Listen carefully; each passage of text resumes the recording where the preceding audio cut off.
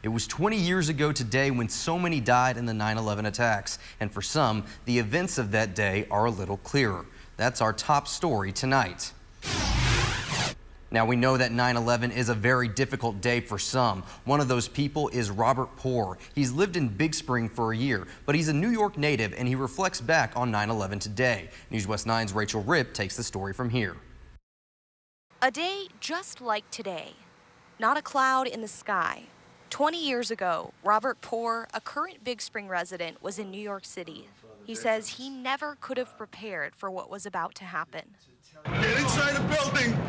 Every day out of 120 Broadway, I would look up and watch the Trade Center get built. And it was a difficult first time to see the buildings when I arrived at Ground Zero, and they were down. Robert's a retired lieutenant colonel in the Air Force from Queens. He was in charge of medical and emergency services in the recovery mission after 9/11.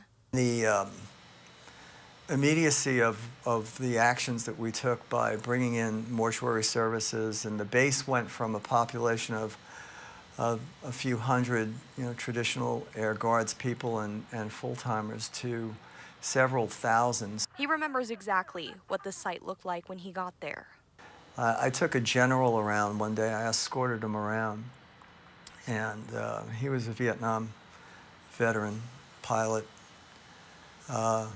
And as we were walking, when he first saw the site, I felt his body shake. It was that disturbing. Robert was tasked with getting protective equipment to the teams on Ground Zero. He was also working with investigators and police officers looking through all the debris. We would take the debris out of Ground Zero, put it on a truck. The truck would go to a barge. The barge would sail to Staten Island, and then the debris would be brought up to the top of the landfill. The power of the destruction of what happened was, I never saw a chair intact. I never saw a desk intact. I never saw a file cabinet intact. Robert says in everything he went through, looking back 20 years later, he couldn't have done it without the generous people by his side. And I think of that selflessness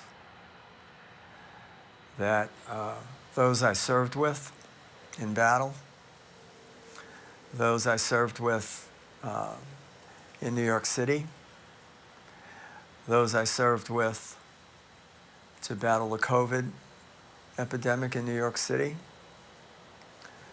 the selflessness of the people I work with in the VA health system,